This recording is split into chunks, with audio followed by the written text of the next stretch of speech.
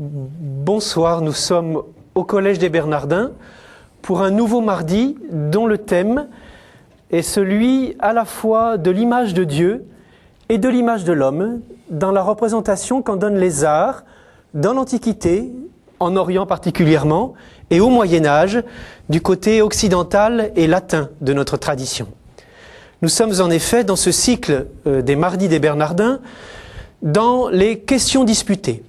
C'est-à-dire que nous allons, à l'aide de nos deux intervenants, essayer de comprendre une question qui est à la fois importante pour notre culture tout entière, quelle que soit la position des hommes et des femmes qui vivent parmi nous, et aussi pour la foi, pour l'expression de l'Évangile auquel la tradition théologique a apporté une contribution importante. Parmi nous ce soir, pour exposer leurs travaux et aussi répondre à nos questions, le professeur Olivier Boulnois, bonsoir. Bonsoir. Vous êtes directeur de recherche à l'École pratique des hautes études, ancien élève de l'École normale supérieure, philosophe, et vous avez publié de nombreux ouvrages travaillant la question de la pensée au Moyen-Âge, en particulier au XIVe siècle, le grand philosophe franciscain Duns Scotus, qui est aussi un théologien. Exactement. Et vous venez de publier ce livre remarqué, aux recensions déjà nombreuses et impressionnantes, Au-delà de l'image, une histoire, une archéologie des pensées sur l'image aux différents siècles qui vont d'Augustin jusqu'à la veille de la Renaissance. À ma gauche, le professeur Gilbert Dagron, bonsoir. Vous êtes historien et vous vous êtes passionné pour la civilisation byzantine. Vous avez collaboré à l'histoire de l'Église du professeur Jean-Marie Mayer dans un volume important consacré au christianisme byzantin. Votre thèse, je pense, portait sur la naissance d'une capitale, Constantinople.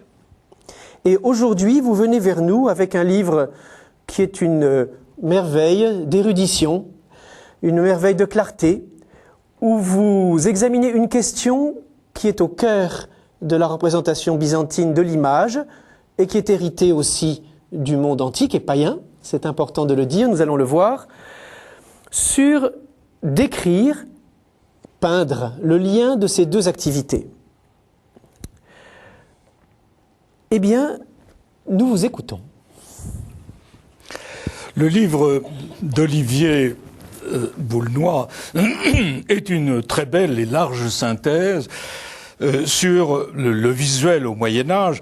Le mien est un essai, c'est-à-dire un simple cheminement, pour comprendre le statut et la fonction d'un genre de portrait, l'icône, que l'on distingue au premier regard du portrait occidental. Parfois, il y a deux mots pour exprimer ces deux sortes de portraits dans certaines langues, comme le russe.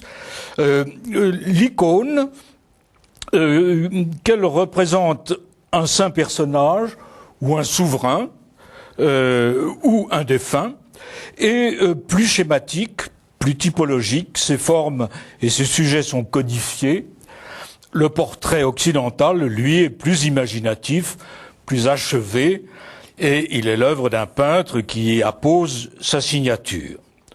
Pour reprendre la distinction de Belting, il n'appartient pas seulement au domaine de l'image, Bild, mais à celui de l'art, notion, concept, qui est à peu près absent dans les sources byzantines.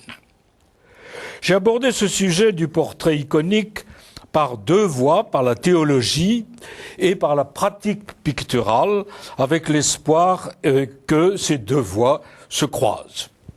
La théologie, puisque Byzance a cette particularité d'avoir fait de la représentation du Christ et des saints un débat théologique, et il faut voir quelles ont été les conséquences de fermeture ou d'ouverture de ce passage par le filtre de la théologie du problème philosophique de la représentation que des philosophes de la fin de l'Antiquité Plotin notamment avait traité philosophiquement avec beaucoup de subtilité et sans aucun dogmatisme. La théologie donc, mais aussi la pratique picturale, car j'ai cherché à comprendre les liens entre le portrait iconique et une vieille tradition de la romanité orientale que l'on appelle l'iconismos, c'est-à-dire une façon de décrire en mots une personne à l'aide d'un vocabulaire d'identification physique, icône, iconismos, vous le sentez, la parenté des termes suggère un lien entre le portrait peint et la description en mots. Commençons donc par la théologie, et par la théologie la plus officielle, celle des conciles, qui fixa les dogmes de l'orthodoxie et dont on peut assez facilement, je crois, montrer que d'étape en étape, elle conduisit à poser le problème de l'image de culte. En 325, Nicéen avait proclamé la consubstantialité du Père et du Fils. En 451, Chalcédoine avait défini l'union sans mélange dans le Christ de deux natures inconfondibles, l'une divine, l'autre humaine, en une personne unique. En 680-681 fut posé le problème de savoir si le Christ ainsi défini agissait par une ou deux volontés ou énergies, les deux termes sont employés, et la réponse officielle fut par deux volontés, l'une divine, l'autre humaine. L'étape suivante consistait tout naturellement, au 7e, 8e siècle, à se demander s'il était théologiquement correct ou incorrect de représenter le Christ, comme la piété populaire avait entrepris déjà de le faire, avec des extravagances dans la dévotion que beaucoup voulaient réformer et que l'empereur Michel II évoque dans une lettre à Louis le Pieux de 824. C'est-à-dire de toiles ou fresques grattées pour en faire une potion sainte, et bien d'autres usages des images ou des icônes comme de véritables personnes. Les adversaires des images invoquaient contre la représentation du Christ le fait que le peintre pouvait rendre sa nature humaine mais pas sa nature divine, et qu'il trahissait donc l'union sans mélange des deux natures. Les partisans de l'image affirmaient inversement que seule la représentation pouvait rendre compte de l'unité de la personne et que le Christ, par conséquent, pouvait et devait être représenté tel qu'il avait été, le terme est important, vu en ce monde, homme parmi les hommes. L'évolution de la christologie conduisit donc assez logiquement à poser le problème de l'image, et le posa en effet dans un contexte qui lui donna une résonance toute particulière. Dans un Orient chrétien en cours d'éclatement, qui doutait désormais de son hégémonie politique, à cause des invasions perses puis arabes, notamment, et de l'éclatement de la chrétienté elle-même en multiples églises différentes, donc un contexte où il s'agissait de définir, où l'on pensait devoir définir une transgression religieuse à l'origine de cette catastrophe. Un Orient aussi qui s'interrogeait sur ses racines judaïques, et la chose est importante, sur la validité donc de l'interdit de l'Ancien Testament contre toute représentation. Les chrétiens devaient-ils retrouver leurs racines judaïques ou rompre avec elles? Fallait-il convertir ou non les Juifs? C'est une question qui est posée au 7e siècle et même publiquement dans des débats. Un Orient aussi qui se découvre pour la première fois ce que j'appellerais volontiers une anthropologie authentiquement chrétienne, au niveau de la théologie savante avec Maxime le Confesseur et au niveau de la théologie populaire ou implicite d'Anastase le Sinaïte. Une anthropologie qui, en rupture avec le dualisme antique, donne toute sa place au corps. Donc, vous voyez le lien qui existe entre cette nouvelle anthropologie qui se dégage et qui est le fait du reste commun, un fait commun aux trois religions du livre à l'époque, donc entre cette anthropologie et la représentation. En 787, le concile de Nicée II mit un terme au premier iconoclasme, mais ne régla rien. Son organisation fut difficile, il abusa des autocritiques, son argumentation surtout fut très faible. Les grands défenseurs des images, Nicéphore le patriarche et Théodore Stoudite, n'interviennent que plus tard, et il faut toujours penser au calendrier de cette crise que l'on appelle crise, mais qui dure plus de 130 années. L'iconoclasme reprit donc le dessus, un second iconoclasme de bonne tenue intellectuelle et plus nuancé que le premier. La querelle s'épuisa enfin, je ne vais pas faire l'histoire de l'iconoclasme, en 842 à la mort de l'empereur Théophile, et l'on se garda bien de réunir un nouveau concile ou même de rouvrir le dossier.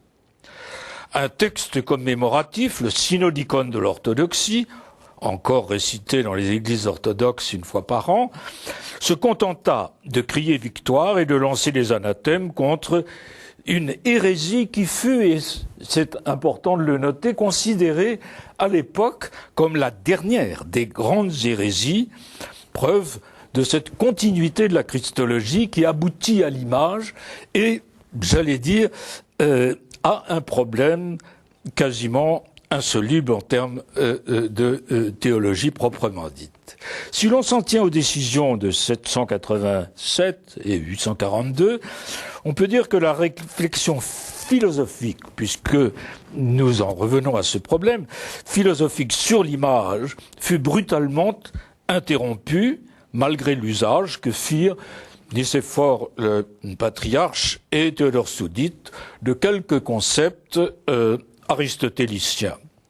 Et du point de vue de la théologie de l'image, il serait plus juste, je crois, de dire qu'il n'y a pas une hérésie et une orthodoxie, mais une orthodoxie négative, celle des iconoclastes, et qui sont, sur le plan de la christologie, tout à fait admissibles, et une orthodoxie positive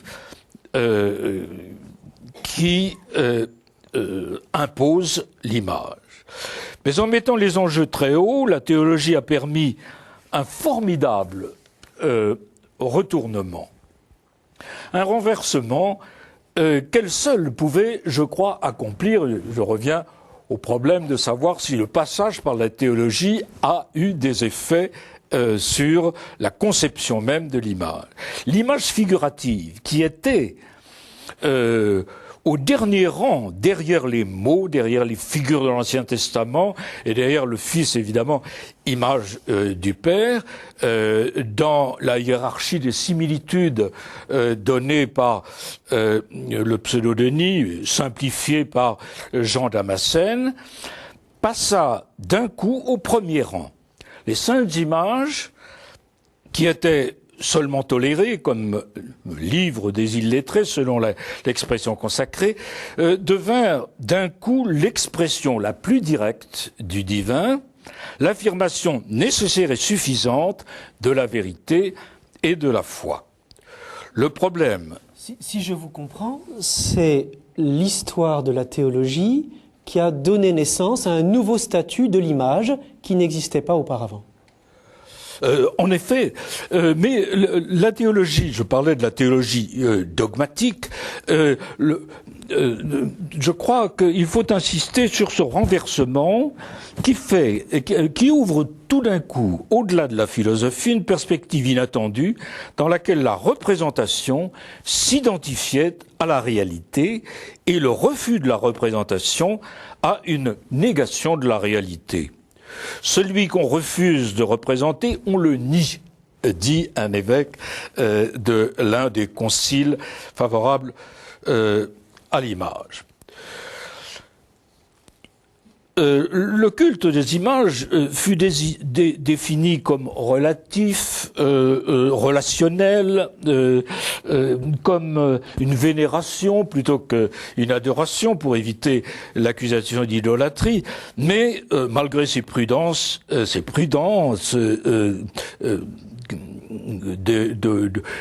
défenseurs de l'image, l'identification de l'image à son modèle fut, on peut le dire, absolue, et fut souvent, comme nous le verrons, d'ordre fantasmatique.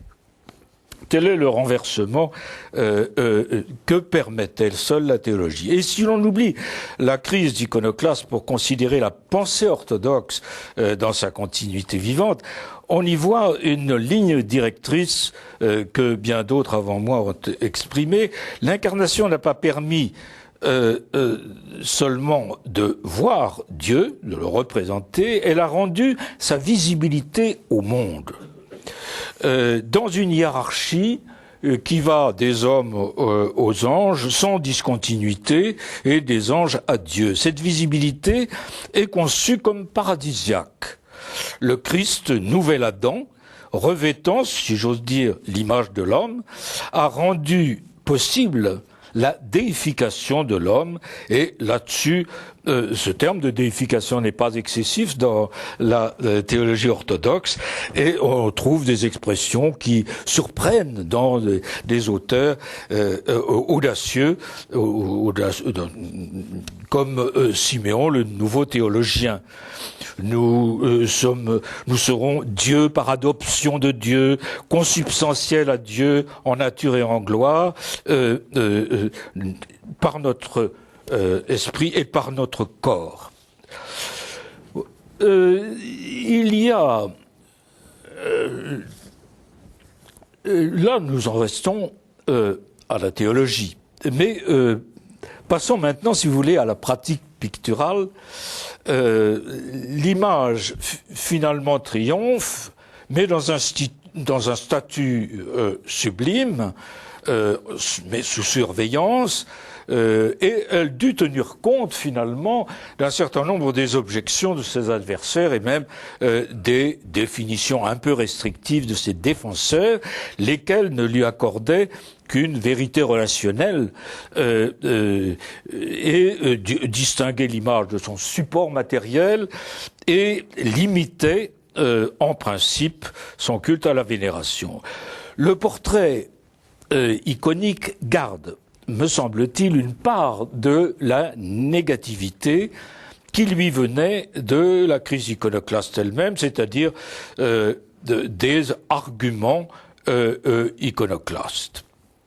Son statut impose à l'image, paradoxalement, d'être à la fois signe et corps, proche du graphisme et proche de la relique.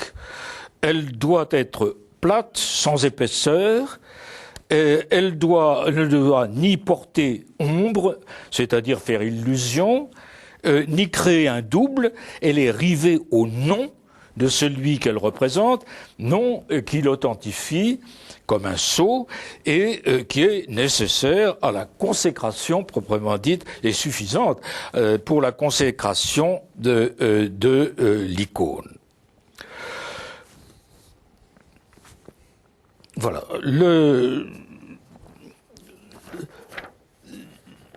Si vous voulez, l'idéal de cette représentation, c'est ce type de représentation exclut l'artiste, qui ne signe jamais son œuvre en l'occurrence, et l'art qui signifie artifice.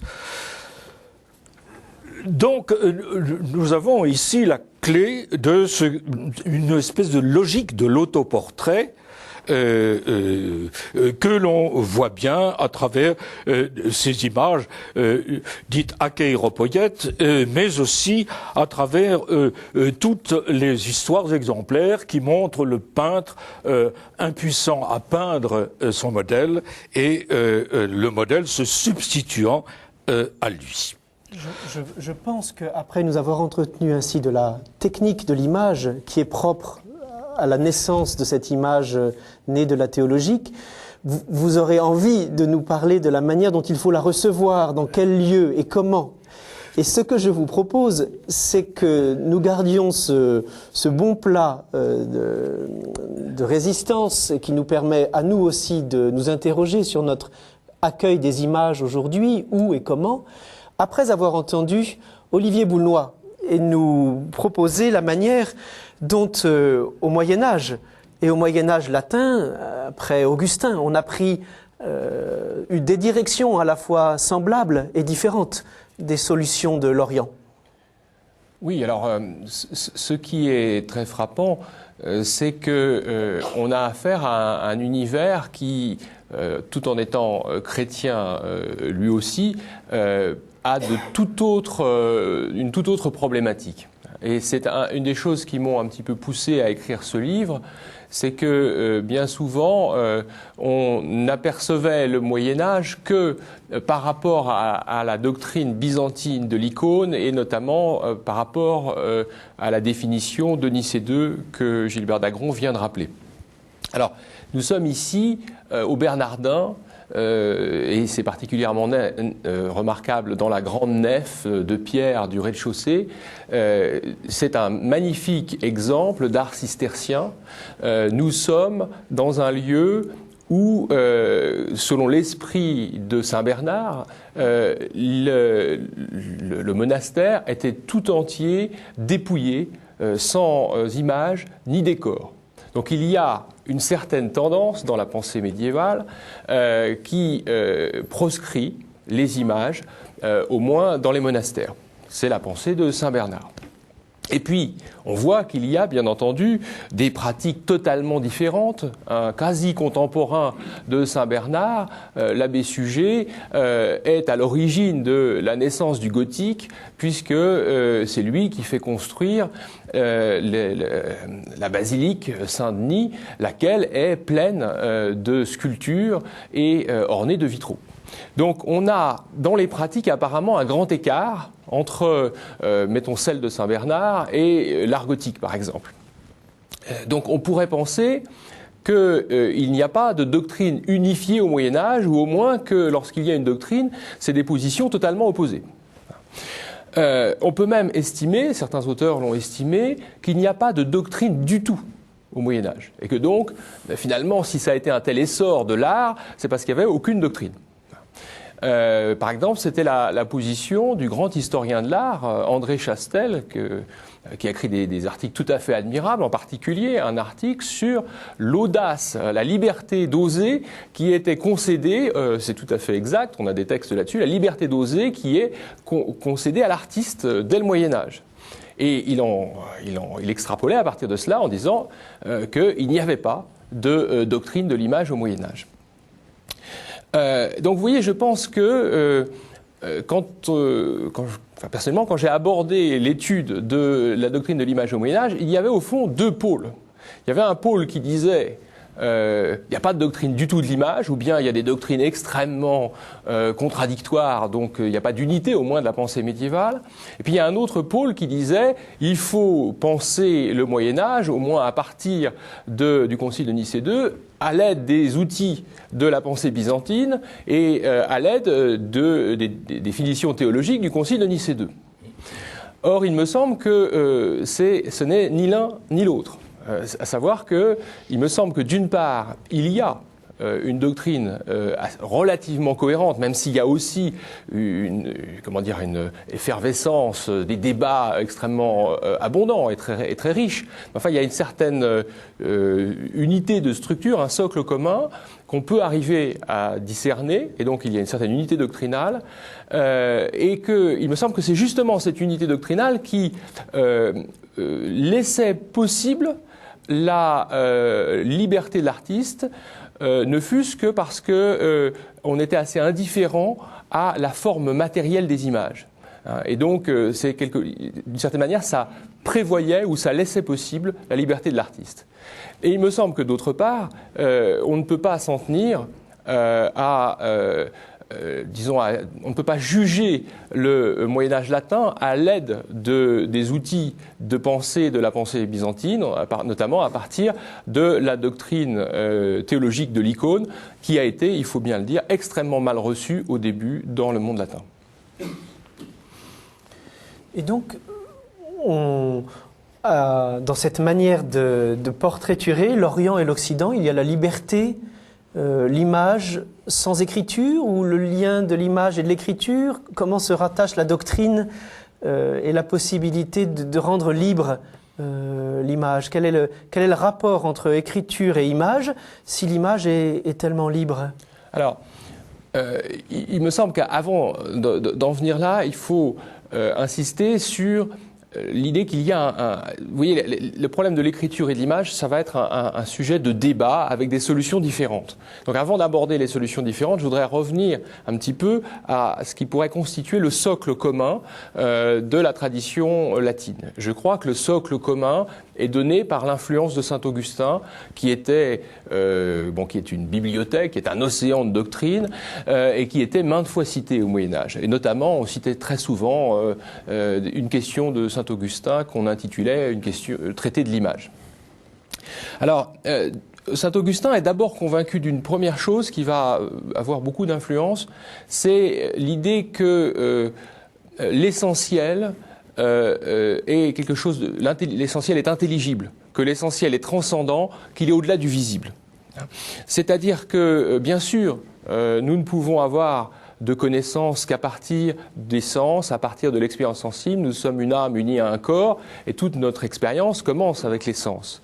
Mais il n'empêche que, pour saint Augustin, les vérités les plus fondamentales sont des vérités intelligible, c'est l'équivalent un petit peu des idées de Platon, si vous voulez, et que, par exemple, il y a des textes de saint Augustin qui disent que l'essence du triangle n'est contenue dans aucun triangle matériel. Les propriétés du triangle, ce n'est pas en dessinant des triangles qu'on pourra les atteindre, c'est par le raisonnement. Donc, il y a une première conviction qui est que le monde des images, le monde du sensible, n'est pas le monde de la vérité pure, de la vérité absolue. Et donc, pour accéder à la vérité, il faudra en quelque sorte dépasser les images. Et là, il y a un mouvement de fond qu'on retrouvera tout au long du Moyen-Âge. Une deuxième conviction de saint Augustin, c'est l'idée que la seule image véritablement adéquate des vérités essentielles, la seule image adéquate de l'intelligible, est elle-même invisible. Alors pour cela, il développe une réflexion en comparant trois concepts, le concept de ressemblance, le concept d'image et le concept d'égalité. Alors la ressemblance, c'est un simple fait, un fait structurel. Un œuf de poule ressemble à un œuf d'autruche, mais voilà, c'est un fait, point, il n'y a pas de relation de cause à effet entre les deux. Et puis l'image, c'est une ressemblance, mais qui ajoute précisément une relation de cause à effet, puisque est image celui qui dépend d'une origine. Par exemple, le fils est l'image de son père, parce que non seulement il lui ressemble, mais bien sûr, il en provient. Alors que l'inverse n'est pas vrai. C'est pas une relation réciproque. Et puis, vient la question d'égalité. Bien sûr, deux réalités qui se ressemblent peuvent être égales. Un œuf de poule ressemble à un autre œuf de poule et il est égal. Mais peut-il y avoir égalité à propos d'une image ? Pour qu'il y ait égalité à propos d'une image, il faudrait que l'image par exemple dans le cas du Fils et du Père, il faudrait qu'il n'y ait pas d'antériorité du Père sur le Fils, parce que cette antériorité crée une inégalité. Et donc c'est un cas limite qui ne se rencontre pas dans notre expérience, mais qui se rencontre dans un seul cas, c'est justement en Dieu. Le Fils dans la Trinité, le Fils éternel, est l'image du Père, l'image éternelle du Père, et le Père est lui-même éternel, donc aucun n'est antérieur à l'autre, et le Fils est donc une image égale au Père. Ce qui a une conséquence, c'est que finalement, l'image parfaite, l'image par excellence, il n'y en a qu'une, au fond, c'est le Fils, mais évidemment c'est elle-même une image invisible. Donc l'image de la vérité la plus profonde, c'est une image invisible. Donc vous voyez que, d'une certaine manière, cette pensée polarise l'homme, polarise la doctrine de l'image vers la recherche de l'invisible. Tout ne culmine pas dans le visible. Au contraire, s'il y a du visuel, c'est pour nous conduire au-delà du visuel. D'ailleurs, c'est pour ça que j'ai intitulé mon livre « Au-delà de l'image », c'est qu'on voit beaucoup de textes médiévaux qui nous entraînent par l'image, mais vers le dépassement de l'image. Enfin, troisième caractère, et c'est là qu'on va rejoindre le problème de la lecture dont nous parlions à l'instant, c'est que, et c'est d'ailleurs un texte que Gilbert Dagron cite dans son livre, saint Augustin insiste sur le fait qu'il y a présence d'une image qui est liée à la lecture. Tout simplement, on ne peut pas lire un texte sans avoir des représentations mentales de ce que signifie le texte. On ne peut pas lire une histoire sans se représenter une image des personnages. Bien entendu, cette image est une pure fiction. Elle n'est ni vraie ni fausse, bien entendu, et on va l'appliquer tout de suite à la lecture de l'Écriture sainte. Lorsque nous nous représentons les saints, Saint Pierre ou Saint Paul, chacun se les représente à sa manière, et ce serait une coïncidence extraordinaire que Saint Pierre ou Saint Paul ressemblent exactement à l'image que nous nous en forgeons. Donc, saint Augustin dit, c'est un phénomène tout à fait naturel, ça n'est pas grave, l'image n'est ni vraie ni fausse, mais l'image est nécessaire pour nous aider à nous concentrer lorsque nous lisons. Et donc, il y a cette idée d'une association de la lecture et de la représentation mentale qui est très importante pour toute la pensée médiévale parce que c'est à partir de là qu'on va penser tout le reste. C'est-à-dire que l'image mentale qui guide celui qui lit l'Écriture sainte, c'est celle que nous nous forgeons chacun lorsque nous lisons un texte. Et c'est seulement cette image mentale qui peut ensuite être rendue visible extérieurement par l'artiste qui va peindre à partir de son image mentale. Mais cette image mentale, elle n'est ni vraie ni fausse, c'est une fiction. Par conséquent, les images peintes, il n'y a pas à rentrer dans la problématique de savoir si c'est une vraie icône. Si c'est comme le voile de Véronique, la vera icona, la vraie icône. L'image, c'est une représentation mentale, fictive, et l'artiste fait des fictions.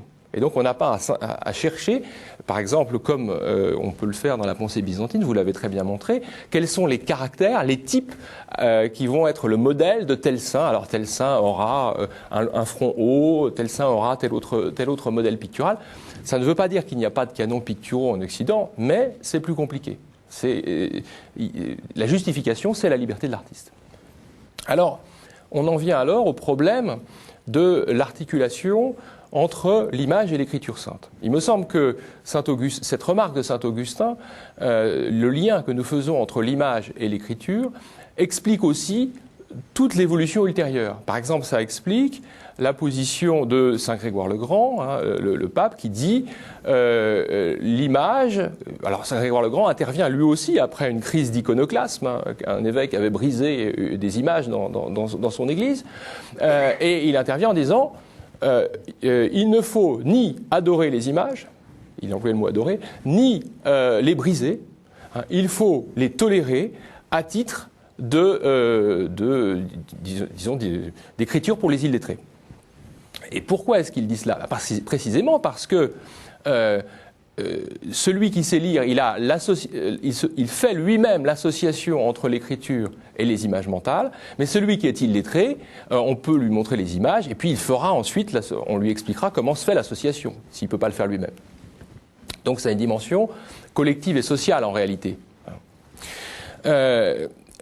Et ça, c'était la justification de l'image. Chez Saint-Grégoire, l'image est justifiée, mais on le voit bien.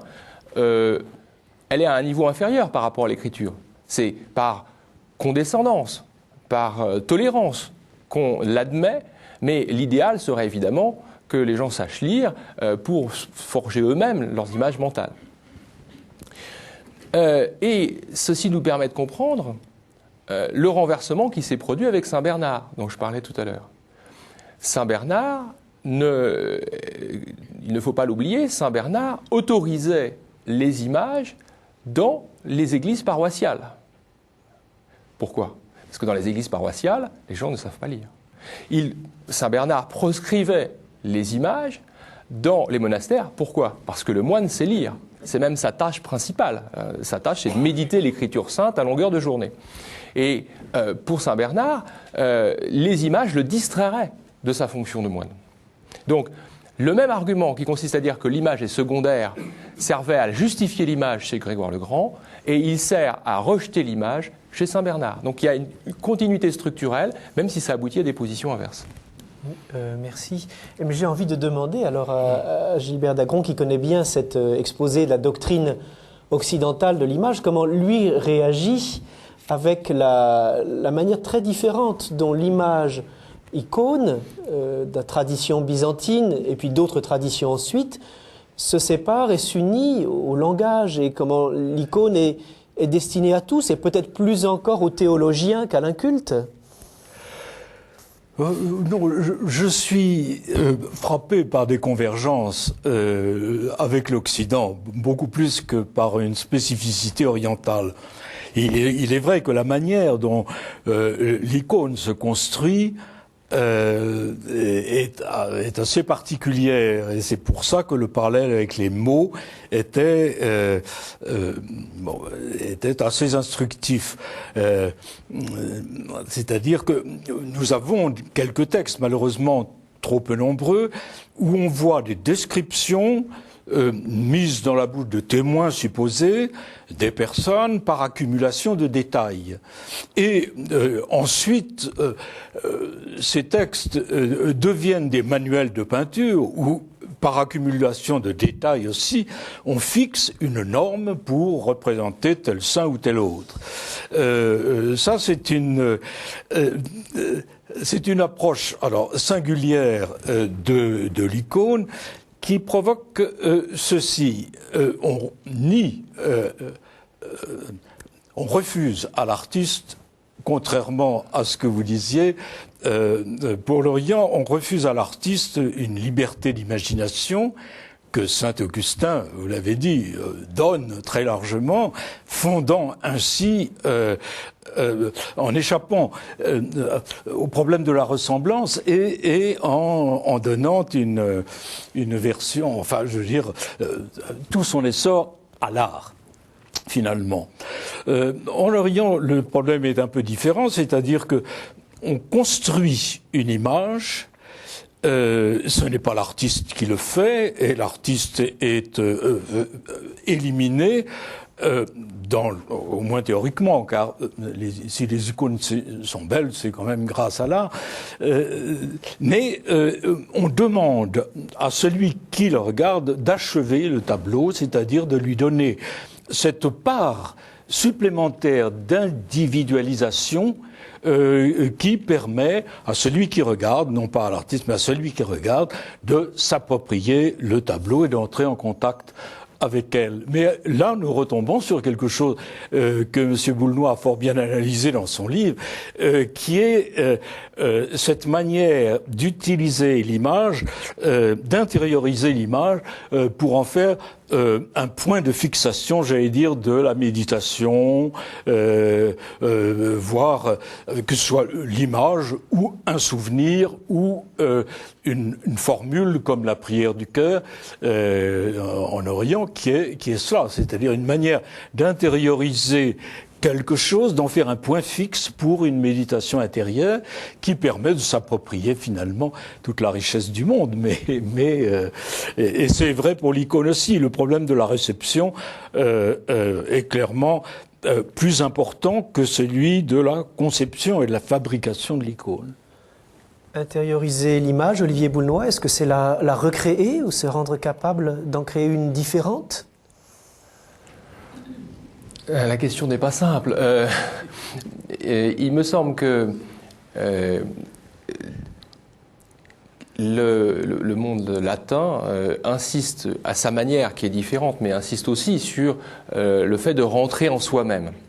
Il y a des textes qui sont extrêmement impressionnants dans le monde latin et qui peut-être vont peut-être permettre aussi de fixer un écart entre le monde grec et le monde latin. C'est-à-dire que il me semble que bien sûr, c'était une vision un petit peu étriquée de la pensée grecque, mais il me semble que l'icône étant lieu de la vénération, elle sert de médiation entre l'invisible et le visible, entre l'humain et le divin. Et donc, il y a une sorte d'intentionnalité de l'icône qui permet de viser l'invisible à travers le visible. Bon.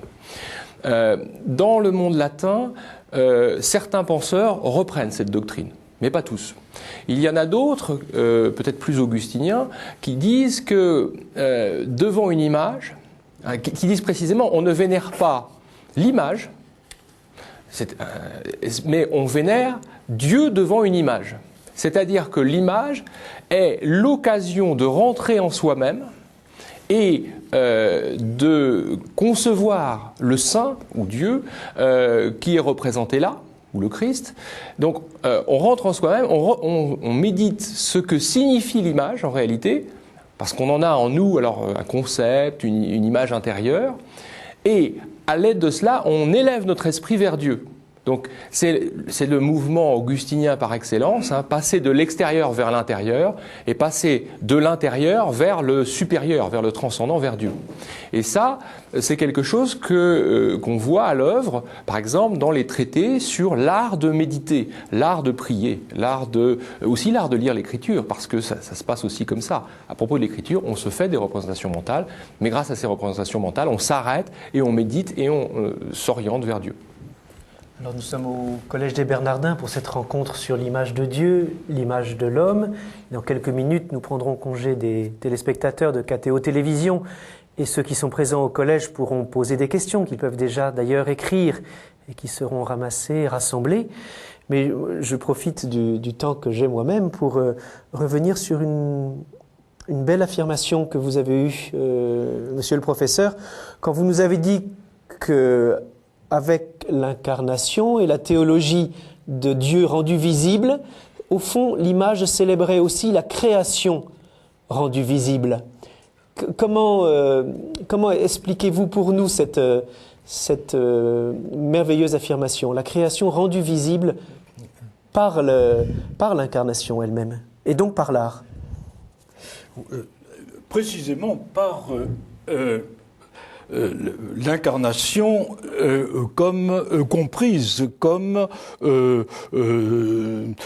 seconde création de l'homme, c'est-à-dire le Christ de second Adam qui rend au fond à l'homme avec sa véritable forme, son unité, âme-corps confondus, et sa visibilité et les pouvoirs paradisiaques. Et cela se remarque aussi dans la conception du miracle en Orient. Le saint est quelqu'un qui, par avance, retrouve les pouvoirs que Adam avait perdus. Et cette idée de paradis, je crois, apparaît peu dans la théologie occidentale, mais elle devient fondamentale dans la théologie orthodoxe et à travers l'incarnation, c'est-à-dire la naissance du second Adam.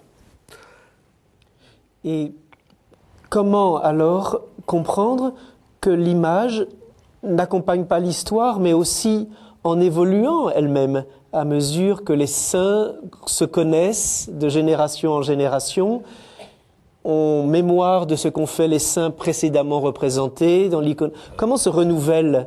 Quel est le processus? Oui, il n'y a pas de véritable processus de tradition. Quand on a découvert le premier manuscrit au Mont Athos, quand Diderot, je crois que c'est en 1834, a découvert le manuel du peintre de Denis de Fournat, et il s'est dit, mon Dieu, tous ces peintres sont et doivent être des théologiens. En réalité, toutes les formules sont codifiées depuis la tradition. En réalité, l'image se ressemble à elle-même. C'est ça qui est le plus évident. Il faut qu'une image iconique soit traditionnelle, que ce soit qu'elle soit religieuse ou autre, qu'elle soit traditionnelle, importe pour la réception, la bonne réception par la communauté, l'identification est évidemment beaucoup plus importante que la ressemblance, et elle est assurée par une sorte de continuité, mais je dois dire que ça ne remonte pas forcément très loin. Et nous avons, avec l'image du Christ, un cas assez extraordinaire où on a douté de la forme à donner au Christ et où des textes nous assurent qu'à une certaine époque, on a hésité entre un portrait, j'allais dire réaliste, plutôt réaliste, avec des cheveux crépus, une barbe courte et un visage de transfiguration. Et en réalité, et les textes disent, la première est plus authentique, ce premier visage est plus authentique, mais c'est en réalité le second qui a triomphé, malgré les affirmations, parce que l'image se répète elle-même, doit se ressembler à elle-même, et que dans l'imaginaire déjà créé, le Christ avait l'image que nous voyons aujourd'hui. Il y a un point qui est très intéressant dans votre livre, je trouve, c'est le fait qu'il faut qu'on puisse toujours reconnaître le saint. Oui. Vous parlez à un moment du fameux texte de Michel Foucault qui dit qu'entre le monde des mots et le monde des images, il y a un abîme infini puisque chacun peut exprimer l'autre d'une infinité de manières. Et on a l'impression, et c'est un peu le sens du titre même de votre livre, si j'ai bien compris, c'est qu'il faudrait que l'icône fonctionne comme un nom propre pour qu'il y ait une transparence complète entre l'icône et le nom du saint. Oui. Le fantasme, ce serait de penser que il y a eu d'abord des témoignages en mots et qu'à partir de ces mots, on a fait correspondre sur la tablette de l'icône les traits du visage. Mais c'est vrai que la fonction est un peu la même, c'est-à-dire imposer, j'allais dire, une forme, moins par référence au passé que au futur de la vision collective ou vision personnelle de rêve ou d'apparition. Et les textes disent, en effet, le saint ressemblait à son image. Ce qui est paradoxal, mais tout à fait compréhensible dans cette perspective de la reconnaissance. Une image est toujours un peu inachevé pour que celui qui la regarde y ajoute donc l'individualité, une petite part de sa propre personnalité, mais elle doit être toujours reconnaissable et finalement toute l'iconographie orientale ressemble à un jeu fantastique, j'allais dire, d'anges portant des icônes. Je cite des textes qui ne sont pas des textes canoniques peut-être, mais qui sont très révélateurs de cet imaginaire assez clos par sa définition. On ne peint pas Saint Basile autrement que d'après les traits qui lui sont attribués par les images précédentes, mais un monde clos de l'image, ou en tout cas très surveillé, très normalisé, qui ouvre après ça sur des perspectives intérieures et sur une intériorisation qui fait que, par exemple, il arrive surtout vers la fin de l'époque byzantine, de trouver ce qu'on appelle des ekphrasis, des descriptions d'icônes, tellement réalistes que ça ne convient pas très bien au type de peinture de l'icône, qui est quand même plutôt un peu abstrait, un peu rigide. Et là, c'est l'émotivité pure qui est déversée. Et ça veut dire que c'est un flot de subjectivité qui tout d'un coup est suscité par l'icône. Nous allons bientôt devoir conclure la première partie de notre rencontre, qui est celle qui est rediffusée par KTO Télévision. Mais l'échange entre les deux intervenants a déjà commencé à se nouer. Est-ce que, Olivier Boulnois, vous pensez que notre échange de ce soir, nous parlons d'Augustin, de Grégoire le Grand, des icônes orientales anciennes, est-ce qu'elles concernent l'homme d'aujourd'hui ou l'art contemporain? A-t-il quelques liens encore? Alors, d'une certaine manière, je crois qu'on vit aujourd'hui l'échéance de certaines décisions qui ont été prises il y a très longtemps dans les doctrines. En tout cas, pour ce que j'ai aperçu dans le monde médiéval, il y a tout un pan dont je n'ai pas eu le temps de parler, mais qui est l'évolution, parce qu'on va progressivement vers la naissance de l'image comme œuvre d'art, et moins comme de l'image comme objet de culte. Mais justement, ce qu'on voit aujourd'hui en particulier, c'est un petit peu l'impasse de ce qu'on voit apparaître à la fin du Moyen-Âge. Enfin, pas l'impasse, mais on voit l'aboutissement de ce qu'on voit apparaître à la fin du Moyen-Âge, à savoir l'idée de l'artiste comme créateur de formes neuves. Il me semble que la pluralité des formes étant immense mais pas absolument infinie, on arrive à une fin, et cette fin, d'une certaine manière, elle a commencé avec le carré blanc sur fond blanc de Malevich, c'est-à-dire le moment où, pour faire du neuf, il faut faire du transparent, il faut faire du blanc, pure absence d'image. Je crois que nous approchons ce qui peut ressembler de fait à une conclusion, puisque l'art lui-même, en se projetant dans cette icône extrêmement simple et forte qu'est le carré blanc sur fond blanc ou le carré noir sur fond noir, nous invite de fait à découvrir ce qui, dans la représentation aujourd'hui, ou l'absence de représentation, car l'art dit abstrait est aussi fasciné par la question de l'image et de l'irreprésentable, de l'au-delà de l'image.